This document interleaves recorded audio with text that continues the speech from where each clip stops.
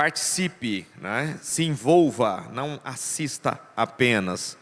Você aqui presente, daqui a pouquinho vamos orar.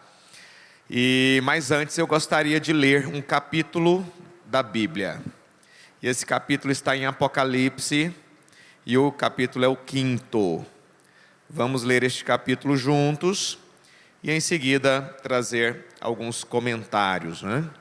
Apocalipse 5 é o capítulo que fala do selo, né? Ou melhor, o livro selado, com 7 selos. E vi na destra do que estava sentado sobre o trono um livro escrito por dentro e por fora, selado com 7 selos. E vi um anjo forte bradando com grande voz: quem é digno de abrir o livro e de desatar os seus selos? E ninguém no céu, nem na terra, nem debaixo da terra podia abrir o livro, nem olhar para ele. E eu chorava muito, João, porque ninguém fora achado digno de abrir o livro, nem de o ler, nem de olhar para ele. E disse-me um dos anciãos: não chores, eis aqui o leão da tribo de Judá, a raiz de Davi, que venceu para abrir o livro e desatar os seus 7 selos. E olhei, e eis que estava no meio do trono e dos 4 animais viventes, e entre os anciãos um cordeiro, como havendo sido morto. E tinha 7 chifres e 7 olhos, que são os 7 Espíritos de Deus, enviados a toda a terra. E veio e tomou o livro da destra do que estava assentado no trono. E havendo tomado o livro, os 4 animais e os 24 anciãos prostraram-se diante do cordeiro, tendo todos eles harpas e salvas de ouro cheias de incenso, que são as orações dos santos. E cantavam um novo cântico, dizendo: digno és de tomar o livro e de abrir os seus selos, porque foste morto e com o teu sangue nos compraste para Deus, de toda tribo e língua e povo e nação.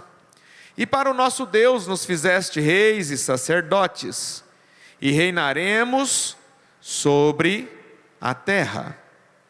E olhei e ouvi a voz de muitos anjos ao redor do trono, e dos animais, e dos anciãos, e era o número deles milhões de milhões, e milhares de milhares, que com grande voz diziam: digno é o cordeiro que foi morto de receber o poder, e riquezas, e sabedoria, e força, e honra, e glória, e ações de graças. E ouvi toda criatura que está no céu, e na terra, e debaixo da terra, e que estão no mar, e a todas as coisas que neles há, dizer: ao que está sentado sobre o trono, e ao Cordeiro, sejam dadas ações de graças, e honra, e glória, e poder para todo sempre. E os 4 animais diziam: amém. E os 24 anciãos prostraram-se e adoraram ao que vive para todo sempre. Amém. É uma escritura que transmite às vezes medo para alguns, para outros segurança, consolo, esperança. E nós estamos aqui nesta noite para enfatizar que o livro do Apocalipse não é o livro que deveria trazer medo, pavor e desespero na humanidade, mas é o livro que deveria trazer, irmão Ivanildo, o Apocalipse deveria trazer paz e segurança. O Apocalipse deveria trazer esperança aos crentes. O Apocalipse deveria ser lido como um livro que, além da característica, né, do gênero apocalíptico, ou seja, de revelação, nos trazer segurança. Sabia que as orações dos santos são representadas desde o Antigo Testamento através do incenso? Sabia disso? Está sabendo agora? Pode ir, meu irmão, obrigado. Quem não sabia que as orações eram representadas pelo incenso? E que este incenso tinha um objeto ali no Antigo Testamento, né? A mesa da oferta do incenso.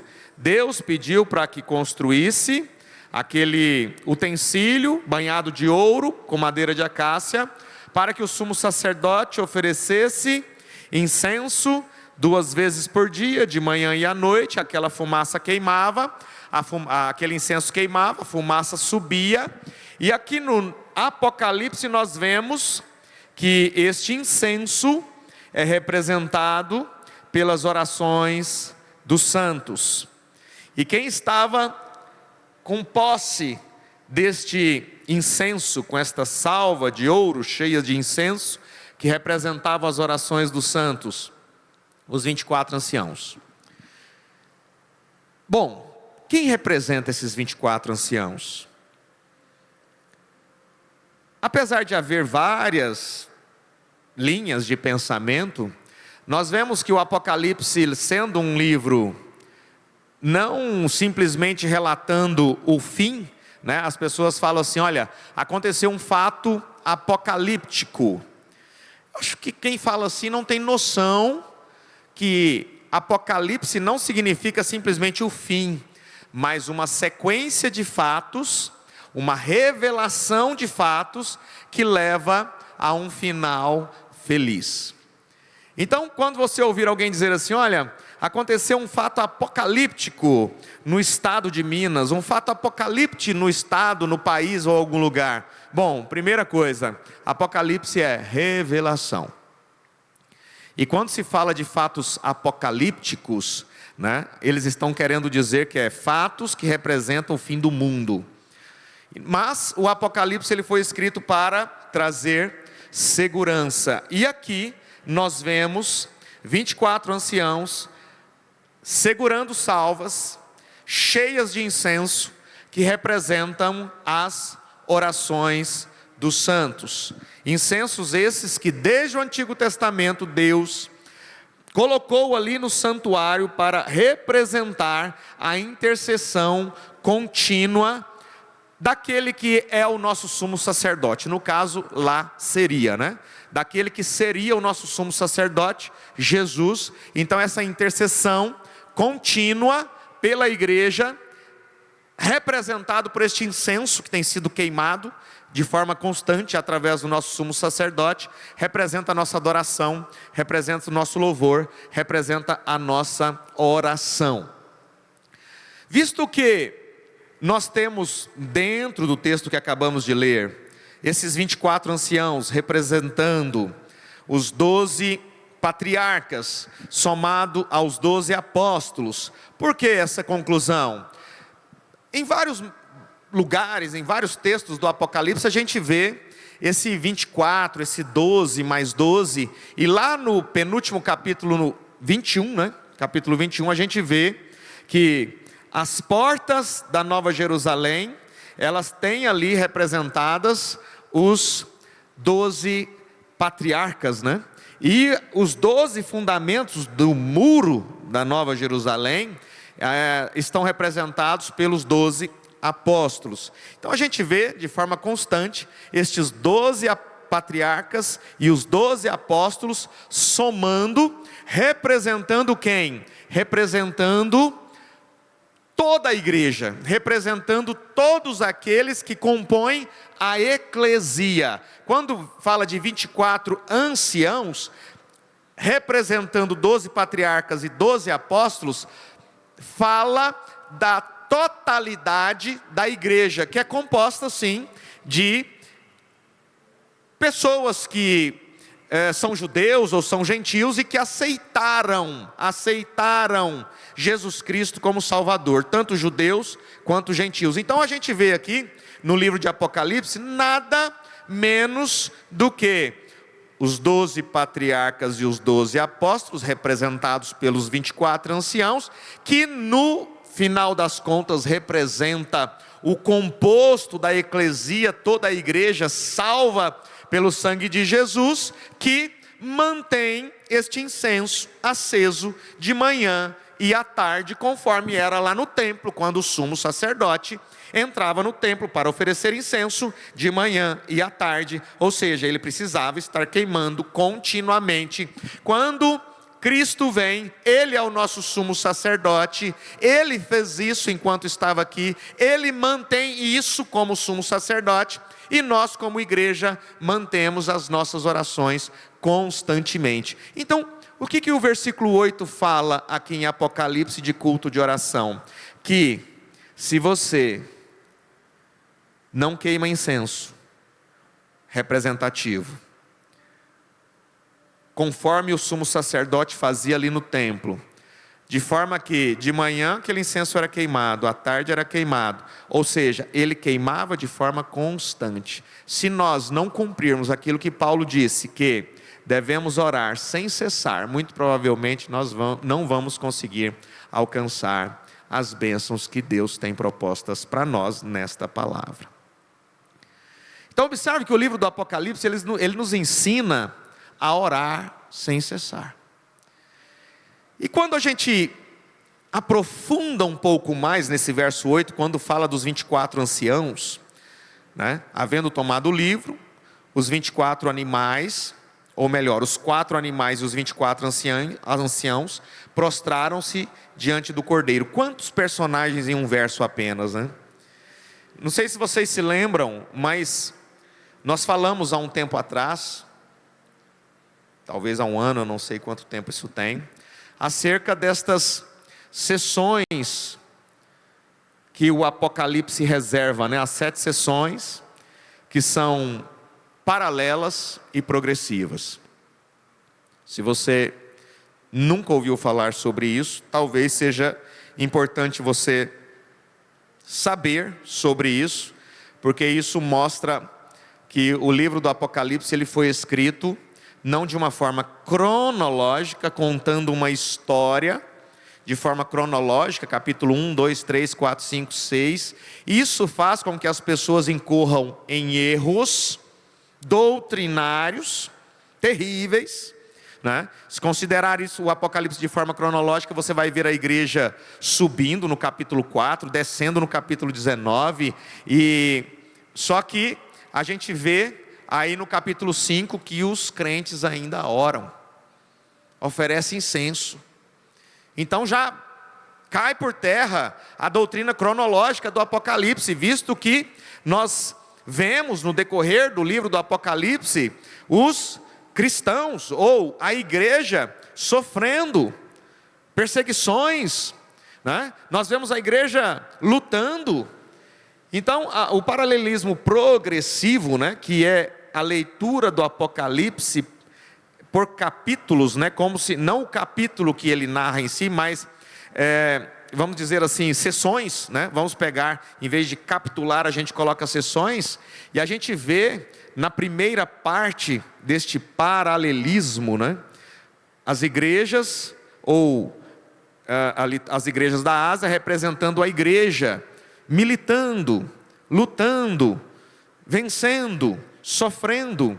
A segunda sessão, representada pelos selos, né, capítulo 4 a 7, que é o capítulo que nós estamos lendo, que é o 5º, né, que está dentro dessa segunda sessão dos selos, que fala do governo de Cristo e do martírio da igreja, né? A igreja sendo martirizada, mas Cristo governando, reinando sobre os seus filhos. Então nós vemos que esse paralelismo progressivo, lógico que nós não vamos aprofundar, mas simplesmente explicar, porque é que nós estamos lendo, explicando o paralelismo e lendo o capítulo 5 de Apocalipse numa reunião de oração, mas chamando a atenção que isso aqui é necessário que nós venhamos entender, porque senão um versículo como esse aqui gera tanta confusão, porque este versículo a gente vai ver 4 animais, a gente vai ver 24 anciãos, a gente vai ver cordeiro, a gente vai ver harpas, a gente vai ver salvas, incenso, oração. Então o que tudo isso significa? Bom, olhando o paralelismo progressivo do Apocalipse, está dentro da segunda sessão. O que isso quer dizer? Que essa sessão, João está enfatizando o reino ou o governo de Cristo e o martírio da igreja. Então nós vemos dentro desta sessão, que é a segunda sessão, dentro do paralelismo progressivo, que é a maneira como nós devemos ler, e se você quiser eu posso citar os 7 aqui rapidamente. A terceira sessão fala das trombetas, que mostra o juízo parcial de Deus sobre os ímpios, né? Capítulo 8 ao 11, é onde está os 7 anjos celestiais, trombeteiros, que tocam as trombetas, e um desses anjos é o anjo de Apocalipse 10:7, que se cumpre em Apocalipse 11, é apenas mais uma sessão do Apocalipse. O que essa sessão mostra? A vinda de Cristo, a primeira, até a segunda, 7 sessões mostrando o mesmo espaço de tempo, a mesma história, apenas enfatizando coisas diferentes. Primeira sessão, a igreja que luta, que milita. A segunda sessão, o governo de Cristo, martírio da igreja. Terceira sessão, juízo parcial e alerta ao arrependimento e as trombetas. A quarta sessão, 12 ao 14, mulher e o dragão, que representa a batalha espiritual da igreja, né, junto ao inimigo, né, que é Satanás. E a quinta sessão, que é a ira final de Deus sobre os ímpios, né, capítulo 15 ao 16, que fala das taças, essa ira, né, a conclusão da ira sobre os ímpios. E a sexta sessão, que é a Babilônia e as bestas, né, capítulo 17 ao 19, que fala do julgamento do sistema mundial. Observe que todas estas sessões falam de um início e o fim, primeira vinda, segunda vinda de Cristo, mostrando assuntos diferentes, mas falando da mesma história, que é a história da igreja, né? E a Nova Jerusalém, que é a sétima sessão, do 20 ao 22, que fala do reino, né, de Deus durante todo esse período, o juízo final e a vitória eterna. Então não tem por que preocupar, não tem por que o cristão se preocupar, ele tem que apenas orar, oferecer incenso. Porque nós vemos que você está aqui dentro e você compõe as 7 sessões do Apocalipse. Você compõe as 7 sessões, cada uma fala de uma forma, mas você compõe as 7. Cada uma enfatiza um ponto, mas as 7 sessões fala de um progresso, de uma jornada, de um tempo. E isso, quando lemos o Apocalipse dessa forma, nós sentimos consolados, confortados e com mais esperança. Então, visto que os 24 anciãos representam os 12 apóstolos, os 12 patriarcas, que representa a totalidade entre o Antigo e o Novo Testamento, que representa a união entre judeus e gentios, que compõem a igreja, que precisam estar oferecendo incenso dioturnamente, como o sumo sacerdote fazia lá no templo. Então, quem são esses 4 animais? Esses 4 animais representam a natureza de Cristo. Essa natureza que é imputada a cada cristão e que também ela é declarada e manifestada nos 4 evangelhos. Se você observar, esses 4 animais, que é o homem, o leão, o boi e a águia, nesse versículo 8 de Apocalipse 5, você vai ver que o evangelista que mais destaca a humanidade de Jesus é Mateus. Então esse homem estaria sendo representado pelo evangelho de Mateus, e que portanto Jesus estava sendo representado, teria ali representado a sua humanidade. Então Mateus é aquele que mais mostra Jesus como homem, como humano, né? E em segundo lugar, representado por Marcos, né, pelo evangelho de Marcos, é o leão, que Marcos mostra Jesus como um rei, né, uma realeza, força, o reinado do Messias, né? Usa mais a figura de Jesus como Messias, como um rei. E em terceiro lugar, o boi, né, que representa um animal de sacrifício, né, e muito bem expressado por Lucas, em especial quando narra a paixão de Cristo, né? Lucas mostra ali a paixão de Cristo de uma forma extraordinária, melhor do que, eu não posso nem dizer melhor, mas de uma forma mais precisa do que os outros 3 evangelhos, e também vê Jesus como sumo sacerdote. E em quarto lugar, João, que representa essa águia, um desses 4 animais, mostrando em especial a divindade de Jesus. Então observa que Mateus mostra a humanidade, Marcos mostra a realeza de Jesus, e Lucas mostra ali que ele é representado por um boi, ou seja, o sacrifício, o animal de sacrifício, e também o ofício de sumo sacerdote. E em quarto lugar, João mostrando a divindade de Jesus. Então nós vemos aí uma teologia bem mais profunda na visão de João no seu evangelho. Então observe, gente, quanta coisa a gente vê num verso. Verso 8 de Apocalipse 5, reunião de oração. Havendo tomado o livro, os 4 animais. Quem são os 4 animais? Então é o homem, o leão, o boi, a águia. O que esses 4 animais representam? A natureza de Cristo. Onde que essa natureza de Cristo é manifestada? Nos 4 evangelhos. Como que esses evangelistas mostram a natureza dele? Falando da humanidade, da realeza, do sacrifício, da sua função sacerdotal e da sua divindade. Observa, mostra ele como homem, como divino, como um cordeiro para ser sacrificado. Então quem que está lá nessa hora? Esses 4 animais. Agora, esses 4 animais existem de forma visível? Não. Viu como é que a gente começa a entender que eles não existem? Eles são referências àquilo que representa. Então nós estamos lendo aqui o verso 8 do capítulo 5 e entendendo que esses 4 animais, falando dos 4 evangelhos, dos 4 evangelistas, da natureza de Cristo, estão no trono, para quê? Para mostrar quem é Jesus. E os 24 anciãos estão aí para, vamos dizer assim, como que os 24 anciãos se manifestam, declarando a veracidade, tanto do Antigo quanto do Novo Testamento. Os patriarcas declarando a veracidade do Antigo, e os apóstolos declarando a veracidade do Novo Testamento. O que significa isso? A união entre os 2 livros, Antigo e Novo Testamento, formando um apenas. E o que mais? A união, o muro de separação caindo entre os judeus e os gentios, formando o que? A igreja, tudo representativo. E as salvas de ouro cheias de incenso, as orações dos santos. Será que nessa taça estão as suas? Então, se não está, eu te convido hoje a fazer isso. O sumo sacerdote, 2 vezes por dia, entrava no santuário e oferecia incenso. Aquela fumaça subia, chegava às narinas de Deus e ele a recebia de forma pacífica. E o que aquela fumaça levava? Orações, adoração.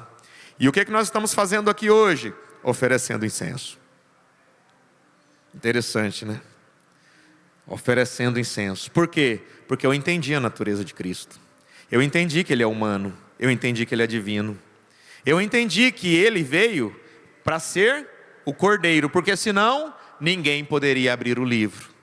Que livro é esse? Aquele que ele abriu. Quando? Quando ele acaba de chegar, ó.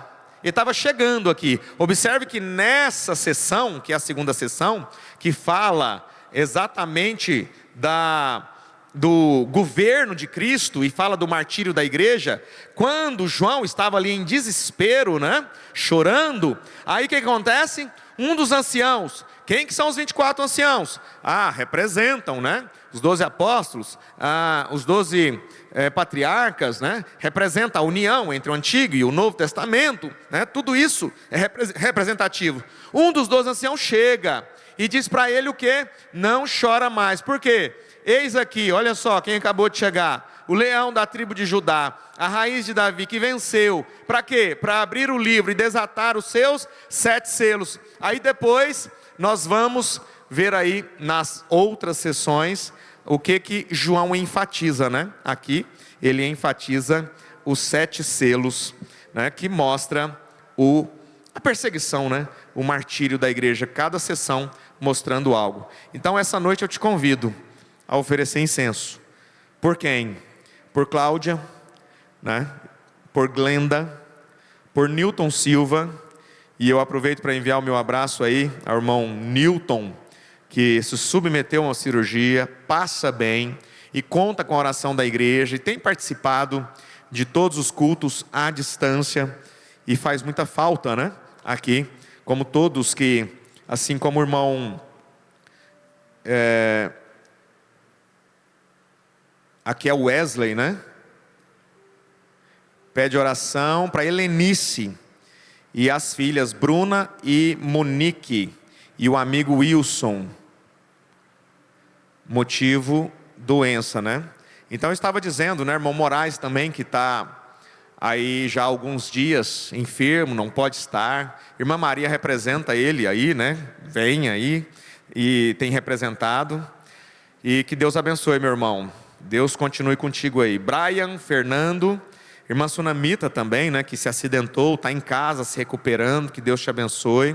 Irmão Ivanildo e família, Cícera Maria Lucena, Isabela, Ana Clara, Josué Gonçalves por libertação. E a irmã Vânia agradece com muita gratidão ao pastor e à igreja pela oração, pela sua cirurgia. Irmã Vânia, que submeteu uma cirurgia semana passada e está bem. Irmã Vânia é lá de Brasília, DF, né? Então nós temos todos estes nomes aqui, e o que nós vamos fazer? Oferecer incenso, né? Samuel que está operando, né? Está com as suas operações, com a sua loja em outra cidade, e também está ausente, mas participando à distância, né?